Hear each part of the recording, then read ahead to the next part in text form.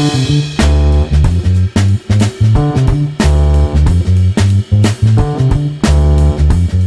is up, YouTube? It's Lawrence again. So a new silhouette by Nike was released yesterday called the Vapor Street.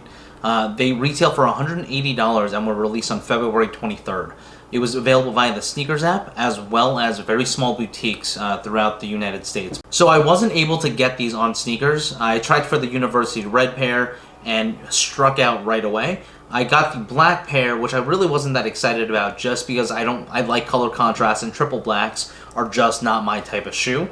But I took a really quick cab ride over to Kith, and they still had a bunch in stock, and so I was able to get it in person even though the online kith.com was sold out. So one of the most confusing things about the Vapor Streets is what type of shoe they actually are. So there's the Vapor Max, which is an all-air unit. Then there is Zoom X, which was used on the Vaporfly 4%. Then there was a Zoom X cushioning with Vaporfly Elite, which was not made available to the public, and it's what the marathoners wore for Breaking 2. And so there were very few pairs that I think they either raffled off or something like that, but there might have been a handful of people that got the Vaporfly Elite, which is kind of the most hard one to get. And then finally, there is the Zoom Fly, which looks very similar to both the Vaporfly Elite and the Vaporfly 4%. And to make things even more complicated, the Vapor Street that released yesterday doesn't have any of the foam technologies that we talked about. It's not Zoom X, it's not Lunarlon, it's actually React. I didn't know when the shoe was releasing that it was actually going to be React. I just really love the silhouette, but it's really, really cool that it's React because I got the pair of other Reacts several weeks ago, and I've had a ball testing those out. If you want to see a review of the Epic React, I have that in the links below, but today we're going to be talking about the Vapor Streets. And here they are. This is the Vapor Street. So looking at the upper, it's actually designed exactly like the Vaporfly Elite. So that is a very, very limited shoe that all the athletes for the Breaking 2 campaign were using. And this has a very similar shape. And so when you look at it, it's a Flyknit material, so it's stretchy on the tongue area, but it is one-piece construction. And then it's very, very actually rigid along the sides of the shoe, and has perforations all throughout. And you can see it's a little stretchier in the toe box area, but for the most part, it's significantly less stretchy closer to the heel. So what's really great about this shoe is that they finally released something that looks like the Vaporfly Elite, which just looks futuristic in its own right. But what's great about this specific Flyknit is that it's actually very tough. So it's actually much more similar to a ballistic nylon. When I compare it to the Epic React, the Epic React has a much softer Flyknit, so closer to Prime Knit, but not as soft as Prime Knit. And so this is a much more rigid shoe, which is important because there's no cage. And unlike the Epic React, there's no TPU counter over here to hold the laces in and also add a little of rigidity in the shoe. So that's actually really good. The upper is in the University Red colorway, and the swooshes as well as the bottom are in a dark team red color. So the first thing you're obviously going to notice is that huge swoosh. What I love about the swoosh is that it goes into the sole itself and then kind of comes back and really fills the rest of the shoe. It makes the swoosh very, very sleek, very unique, and also it just kind of screams speed. There's something about that swoosh kind of extending down there that makes you think of speed, and I really love it. And obviously the silhouette of it is just screaming like an arrow, and I really love that about the shoe at the moment. But looking at the sole, it's got this ribbed pattern on the sole, so it's a little different than the React that you'll see on the Epic. In addition to that, it's a gradient that goes from red, and it kind of looks like spray paint towards the midfoot, and then finally towards the rear you're going to see the white, and there are specks of black all throughout. On the medial side you're going to see a swoosh as well as that same gradient that you saw on the other side. Moving to the bottom of the shoe, so this is going to be the biggest difference between the Epic React and the Vapor Streets.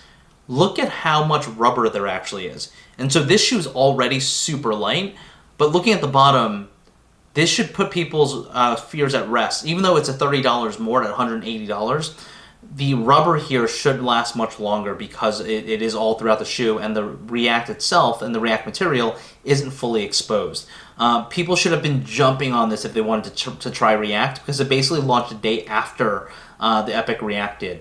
I'm super stoked about it. It has a great traction pattern. I've worn it for about a half a day so far, kind of walking around, and it's been phenomenal. I'll get into the comfort in a little bit, but you can see that the sole is based in has a maroon as well as white and a huge Nike swoosh on the bottom. And then there's a rear. So looking at the top of the rear, there is the heel tab. And what's amazing and cool, and one of my favorite design cues about the shoe, I'm sure there's a running reason for it, but this is really designed as a lifestyle shoe, which is why it's called the Street. It just comes into an arrow, and it just looks so freaking sweet. I don't know what else to say about it. I mean, I just love that design cue, and that's one of the things I loved about the Vaporfly Elite that really never made it to the other shoes. Finally, on the top, there is a heel tab, which has 3M in the middle of it, which is very similar to almost all other Nike running shoes. This heel tab specifically, though, is very important. One of the things I did notice about the shoe is that it's pretty hard to get into the shoe because there's no real heel counter. There is reinforced pieces here that you probably can't see, but it's very soft, and that softness makes it a little hard to get in because it's kind of just squishes down, as you can see here. But if you have a regular shoehorn, you should be fine. Let's get on to my thoughts of the shoe. So like I said, I've had these on for about half a day, and they are by far my new favorite shoes in terms of comfort, just by far. So the Epic Reacts have been great, and those have been kind of my I wouldn't say daily drivers, but I've been wearing them a lot, and they've been super comfortable. But this really takes it to the next level. There's something about these that actually feel a lot more stable and supportive than the Epic Reacts. And so kind of comparing those two, I love these so much more. I'm not exactly sure what the weight is, but I would say the weight is either comparable or even less heavy than the Epic Reacts. I think their average weight is about 6.8 ounces. Comparing that to an Ultra Boost, I believe an Ultra Boost is in the high 9s or low 10s. Walking around has been absolutely great. The heel-toe transition is actually one of the best I've had thus far, and you'll be able to see that a little bit on the on-feet.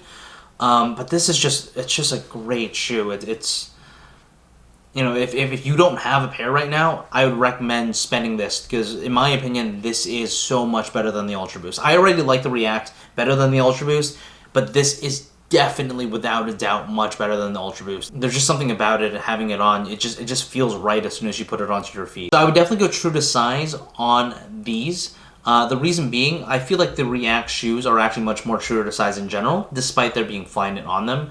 I think Nike has actually done a pretty good job in terms of finally fixing some of the molds of their shoes to be closer to true to size, and so this is no different. So I would definitely go true to size with this pair, even with wide feet, because it definitely does run long. In terms of stability, I expected these to be very unstable, but the way the sole is cut, I'm not even sure if you can actually see it, but the way it's cut, it grooves in. And so the middle or the outer areas are actually much more pronounced than you would expect. And the way this is patterned, I'm sure it's computerly optimized somehow. It's phenomenal. I thought I would be slipping all over the place and then breaking my ankle, but these might actually be more stable than the Epic Reacts.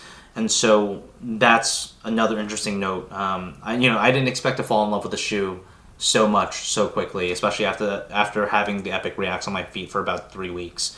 But these are amazing. So specifically for this pair, I would really love to hear your thoughts on what you think about the Vapor Streets. Have you guys tried the new React technology? They just launched a couple days ago. Have you guys tried them on in store? Did you buy them? If you have bought them, what has been your experience thus far with React? And secondly, would you buy these? I really feel like if you tried the React and you love them, you're going to love these even more. And really, that's it. This is the Vapor Street in the University Red and Dark Team Red colorway. And I'm looking forward to doing more videos and wearing these on feet. Until next time, peace.